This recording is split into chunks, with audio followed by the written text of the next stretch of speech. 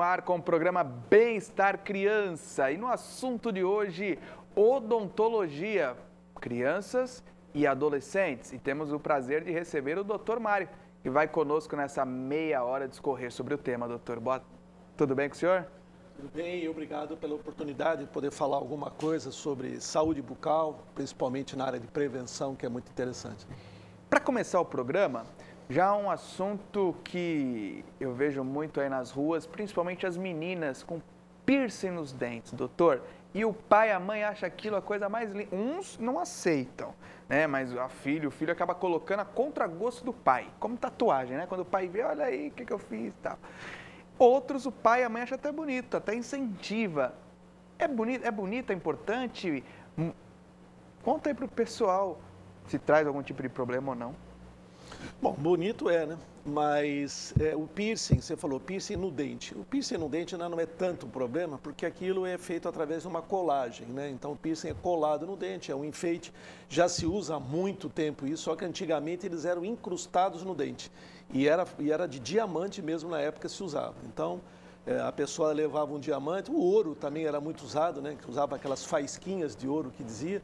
Mas já chegou a ter pessoas que levavam um diamante para ser incrustado no dente. Então, naquela época era mais traumatizante, porque para incrustar você tem que abrir o dente, né, fazer uma perfuração e cimentar aquela joia, vamos dizer.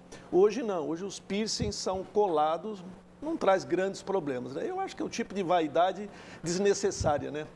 Agora, o grande problema é o piercing na mucosa. Esse é que a gente dá um alerta, principalmente aos jovens, no né? lábio também. Lábio, e a gente, vamos dizer, a nossa preocupação é mais com os piercing dentro da cavidade bucal.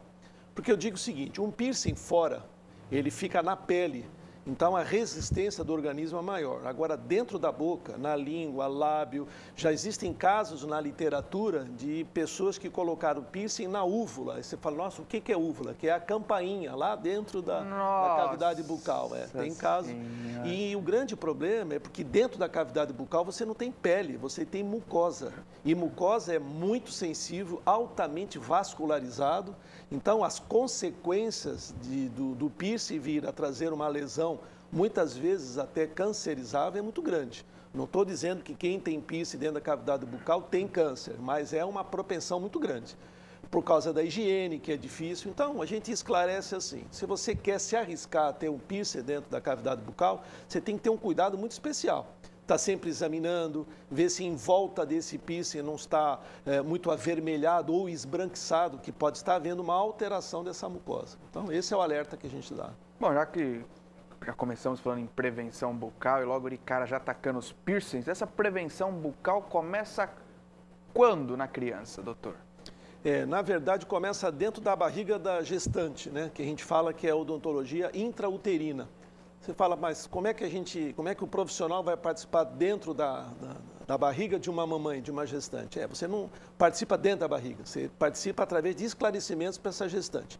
Porque uma coisa que é primordial a gente dar o esclarecimento às mamães, que eu sei que estão assistindo o teu programa, é que tudo aquilo que a gestante fizer de mal para a boca dela própria, ela está passando também para essa criança, o feto. Porque a partir dos 3 meses de vida intrauterina, o feto, já começa a passar tudo aquilo de bom e de ruim que ela estiver ingerindo ou que estiver dentro da cavidade bucal, através da placenta, passa para o bebê.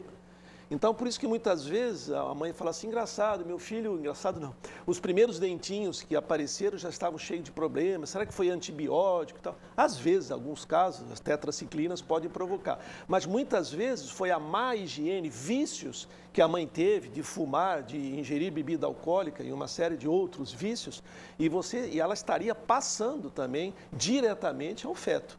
Então, a gente fala que a prevenção começa com a gestante, ou seja, antes do bebê nascer, você já tem que começar uma prevenção através de um esclarecimento para as mães, né, e a todos os familiares. Daí a importância de um pré-natal, né, bem acompanhado. Muitas mães não dão devido valor aí, às vezes vai, não vai nas consultas médicas. Isso, não só no médico, né, e mesmo no dentista. Então é importante que a gestante compareça ao dentista. Porque outra coisa que acontece, eu, por exemplo, eu trabalho na prefeitura de Cubatão, sou dentista de posto também, além de participar da prevenção. E vem gestantes e falam, olha, doutor, acho que eu não vou poder fazer nada, apesar de eu estar com dor de dente, porque eu estou grávida. Então tem que entender que gravidez não é doença. E que gravidez você pode fazer tudo sim. Você pode restaurar o dente, você pode fazer exodontia, remover dentes, você pode fazer qualquer tipo de cirurgia. Não, mas a minha gravidez é de risco. Passa isso para o dentista vai se informar com o ginecologista dessa mamãe, dessa futura mamãe, e vai dar para fazer o tratamento sim. Então, gravidez não é doença, porque muitas abandonam, até nem escovam o dente, doutor, me dá enjoo. Me desculpem, mas isso é um pouco de... Põe a culpa lá no... Entendeu? Não tem nada disso, dá enjoo, então até se puder não escova nem com pasta, mas a água e a escova não tem desculpa não. E aí, o bebê nasceu, né? Como fazer a limpeza bucal dessa criança que acabou de nascer e os primeiros dentes vão surgindo? Isso também é uma pergunta... Alimentação das crianças. Muito oportuna a sua pergunta, porque assim, quando a criança nasce, a gente sabe que muitas vezes, hoje já está melhor, mas antigamente era assim, as informações que a enfermeira ou mesmo o médico dava para a mãe, olha, o seu bebê está aqui, acabou de nascer, então você tem que tomar cuidado. O shampoo que vai passar quando fizer os primeiros banhinhos, o umbiguinho, como é que tem que fazer quando for cair, o cordão, quando for a época do umbiguinho já começar. E muitas vezes não se falava sobre os cuidados, narizinho, como é que tem que limpar, enfim. E a boca? A boca não se falava. Então, hoje já existe uma conscientização, inclusive equipes multidisciplinares dentro dos hospitais, já tem o dentista que faz também esses esclarecimentos. Então, o bebê nasceu, vamos limpar a boquinha do bebê. Mas, doutor, espera um pouquinho, não tem dente ainda. Eu falei, mas não estou preocupado com dente. E tem dente, sim. Como tem? Não tem. Meu filho nasceu e não tem dente. Bom, não tem dente aparente, ou seja, os dentes não estão erupcionados. Porém, dentro da gengiva já existe a lâmina dentária. Então, tudo aquilo, por exemplo, o leite materno é ótimo, é excelente. Até era bom depois a gente falar alguma coisa sobre isso, sobre mamar, amamentação no peito. Só que o leite materno é muito bom para estar na barriguinha do nenê, não na boca do nenê. Então, mamou no peito, mas ele só mama no peito e dizem que mamar no peito é ótimo, tem todas... É ótimo mesmo, lógico, a gente incentiva isso. Só que não pode ficar na boca. Então, a gente ensina o seguinte, acabou de mamar, a criança acabou de mamar no peito, a mãe deve preparar, já preparado uma solução de água oxigenada, 10 volumes, um vidro, pode usar um vidro de palmito, lógico, limpo direitinho, e colocar sempre na proporção de 2 para 1, 2 proporções de água oxigenada, 10 volumes e uma proporção de água. Então, fica aquilo sempre misturadinho. Como é Acabou que é? de Repete, mamar, pessoal, aí, de repente, solução. A solução. Põe 2 porções, né, 2 terços de água oxigenada e 1 terço de água comum. Água oxigenada a 10 volumes. Que tem numa até vasilha 40... de palmito, isso, mas bem lavadinha. Bem lavadinha, palmito, azeitona, aí a preferência do... Mas assim, um vidro que esteja, porque aí dura bastante, e ela pega a fralda ou um lencinho, um paninho limpo, uma gaze, coloca no dedo, molha nesse líquido, nesse diluído de água oxigenada com água, e passa na gengiva, na linguinha do nenê, para tirar todas esse leitinho materno, seja o que for, porque nada pode ficar, porque aquilo tudo vai ser passado através da gengiva, porque a gengiva é porosa. A gente pensa que a gengiva é uma coisa muito compacta, não é. Então isso pode passar, mas o leite materno é ótimo. Mas para o dente não tem nada a ver, porque o leite materno também tem algumas coisas que não são muito boas, né? Que poderia estar passando para o dentinho. Então é um alimento, e todo alimento não pode ficar na boca. A boca não é porta-alimentos, né? A boca só tem como função fazer a mastigação e depois enviar para o resto do tubo digestivo. Surgiu os primeiros dentes, os dentinhos começam a surgir ali, como ela faz, continua fazendo com essa gaze, qual o momento certo para a escovação? Isso, muito bom. É assim, lógico que os primeiros dentes, geralmente com 6, 9 meses de idade, já começam a erupcionar os primeiros dentes, que geralmente a cronologia da erupção vai até 2 anos e meio, no máximo 3 anos. Então, nasceram os primeiros dentinhos. Aí tem aquele ditado ainda, não, esse é dente de leite, vai cair mesmo, não precisa cuidar, tem que cuidar do que vem depois. Você sabe muito bem que cabelo também cai e é importante, então não são só os dentes não. Mas é assim, Os dentes descidos, né, que são antigamente chamados dentes de leite, porque eles têm aquela cor parecida com leite, né? Mas o certo são dentes decíduos porque eles são temporários. Eles estão preservando o espaço para que venham depois os dentes permanentes. Então, Deus não criou os dentes decíduos sem nenhuma razão de ser. Então, por isso que não se deve também remover os dentinhos, né, os decíduos, antes do tempo. Por isso que, às vezes, a criança fala, tá molinho, né? Vai lá para o dentista e fala, tio, tira porque eu quero ficar com janelinha e tal.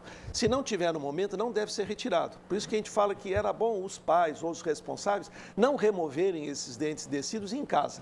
Leve ao dentista para ver se está na época. Porque, às vezes, não é porque ele está molinho que ele já deve ser retirado, não. Porque se não estiver na época e esse dentinho de leite for removido, o que acontece? O dente permanente, ele está preparado para erupcionar, por exemplo, com 6, 7, 8 anos. Tirou com 5, vai ficar 2, 3 anos ali sem ter o dente permanente. O que acontece? Em contrapartida, a gengiva vai ficando mais fibrosa, mais forte, mais dificuldade vai ter o coitado do dente permanente que está esperando na fila para erupcionar e não vai conseguir. Aí então, essa higiene bucal, como a gente estava falando, começa em quanto tempo a escovação, até quando com essa solução com água oxigenada e água? Pode ser até 1 ano e meio, 2 anos, quando ainda não estão todos os dentes erupcionados, que fica difícil você promover uma escovação. Hoje também já existe no mercado algumas escovas já para essa idade, de 2 aninhos, ou umas dedeiras que vendem no mercado para passar. Mas pode ser mesmo com a gaze até 1 ano, 1 ano e meio, e depois já começar com essa escovinha. Só que uma coisa que é muito importante, a gente fala assim, a escovação deve ser feito, lógico, com pasta. A gente pede que até os 4 anos de idade, aproximadamente, que a criança ainda não tem aquele costume de cuspir com muita facilidade, ele engole com mais facilidade do que gospe. Então, tomar muito cuidado para não ingerir essa pasta, porque pasta de dente, ela é um detergente, a mesma coisa que um sabão, você não vai ficar comendo sabão, mais ou menos isso. Então, não deve engolir a pasta de dente, não. Como essa criança pode ter dificuldade e mais facilidade para engolir do que para cuspir, então era bom que os pais façam essa higiene. Então a gente aconselha que quando começar as primeiras escovações, mesmo com uma escovinha infantil, coloca o seu filho de costas para você, né, os dois voltados, por exemplo, para um espelho, e você pede para a criança abrir a boca e você mesmo faz essa escovação com movimentos circulares, desde o fundo, né, são os dentinhos molares, até os incisivos, que são os dentes anteriores. Para depois a criança ir sentindo o que o pai e a mãe ou o responsável está fazendo, e aí sim, sozinho, ele pode começar a fazer. Quantas vezes ao dia? Olha, não existe quantas vezes não, todas as vezes que se alimentar. Então, se você se alimentar, por exemplo, acordou de manhã cedo, né? Isso não só a criança, o adulto também, a gente deve fazer escovação. Só que um grande erro que acontece, as pessoas fazem assim, acorda, escova o dente, porque está com aquele mau hálito inicial, toma café e sai para o trabalho, para a escola e tudo. Está errado. Então, o certo é, se não quiser escovar logo que acordar e tudo, não tem problema. Toma o café e aí escova. Se não, escova depois que acordar, depois que toma o café da manhã e toda grande alimentação. Você não vai ficar com uma escova e uma pasta no bolso e toda hora come alguma coisa e tudo escovar o dente. Mas assim, após o almoço, após o lanche ou a janta e principalmente antes de dormir. Muitos pais falam assim, mas doutor, eu não escovo antes de dormir, porque meu filho é assim, ele janta, toma um lanchinho, depois fica vendo televisão um pouco, adormece, e se eu for acordar ele para escovar o dentinho, ele vira um diabinho. Eu prefiro que ele vire um diabinho escovando o dente do que ser um anjinho dormindo e as bactérias atacarem. Porque o momento propício para as bactérias mais atacarem a boca da gente, não é só o dente, né? É quando a gente está dormindo. Porque nós dormimos, as bactérias não dormem. É a hora que elas mais atacam. Por quê? A língua está parado, você está parado também, que você não está fazendo mastigação, a saliva diminui a temperatura, então é o momento mais propício para a bactéria atacar. Vamos para um rápido intervalo, doutor, e voltamos com o segundo bloco, explicando mais aí a questão da saúde bucal.